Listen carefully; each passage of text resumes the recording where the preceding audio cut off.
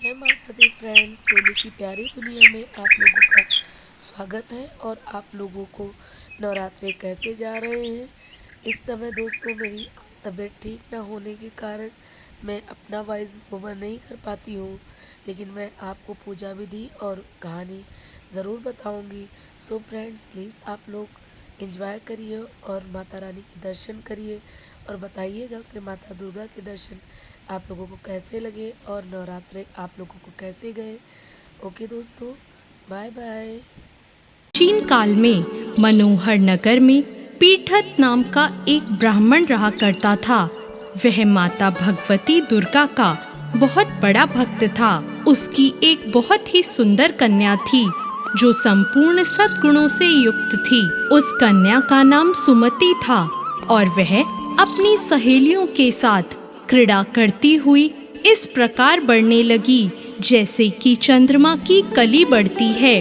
उसके पिता प्रतिदिन माँ दुर्गा की पूजा करके हवन किया करते थे और उस समय वो भी वहाँ उपस्थित होकर अपने पिता के साथ पूजा करती।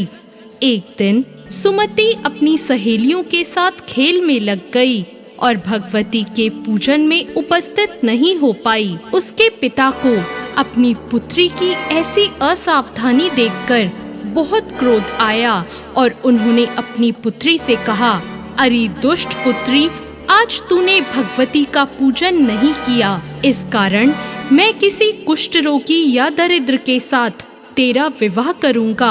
अपने पिता का ऐसा वचन सुनकर सुमति को बहुत दुख हुआ और उसने अपने पिता से कहा, हे पिता, मैं आपकी ही कन्या हूँ और सब तरह से आपके अधीन हूँ। जैसी आपकी इच्छा हो वैसा ही करो।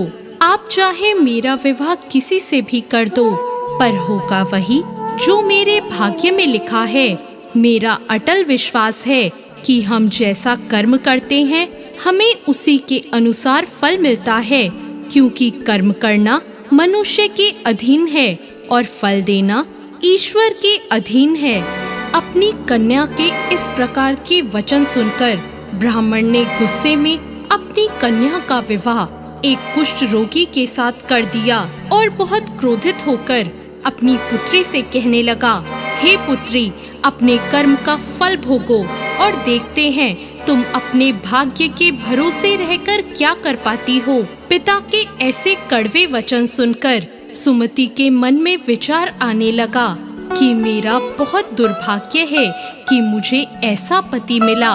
इस तरह अपने दुख का विचार करती हुई वह कन्या अपने पति के साथ वन में चली गई और उन्होंने उस वन में वह रात बहुत ही कष्ट से बिताई।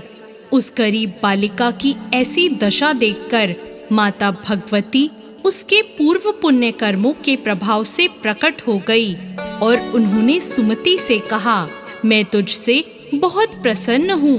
तुम मुझसे जो चाहे वरदान मांग सकती हो। भगवती दुर्गा का ऐसा वचन सुनकर सुमति ने कहा, आप कौन हैं? वह मुझे बताएं। यह सुनकर भगवती देवी ने कहा, मैं आदि शक्ति भगवती हूँ। मैं ही ब्रह्म विद्या और सरस्वती हूँ। प्रसन्न होने पर मैं प्राणियों के दुख दूर कर देती हूँ और उनको सुख प्रदान करती हूँ।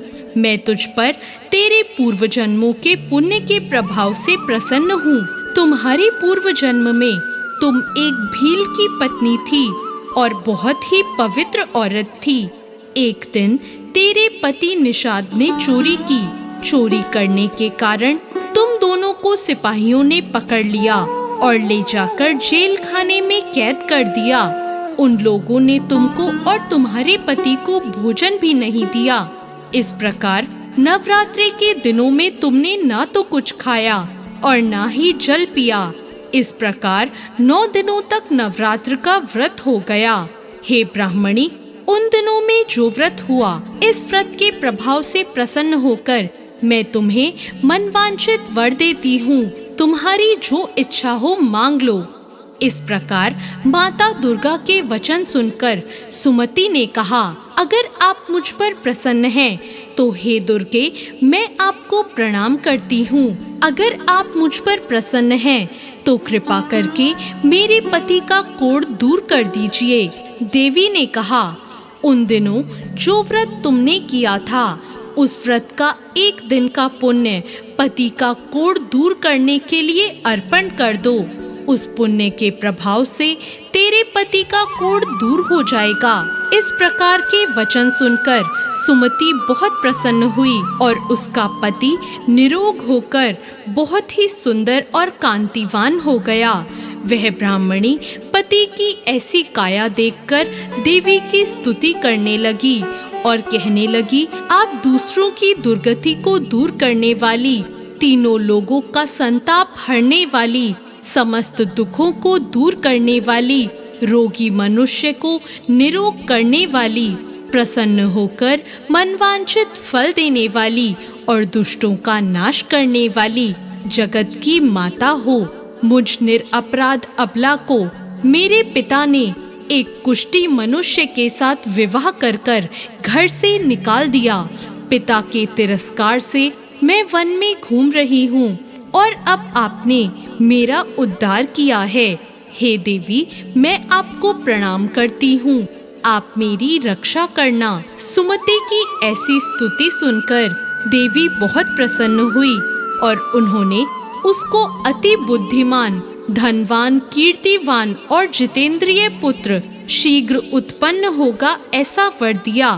तो इस प्रकार देवी भगवती ने सुमति पर कृपा करी। जैसी कृपा माता ने सुमति पर करी, ऐसी कृपा वो सब पर करे। जय माँ दुर्गा।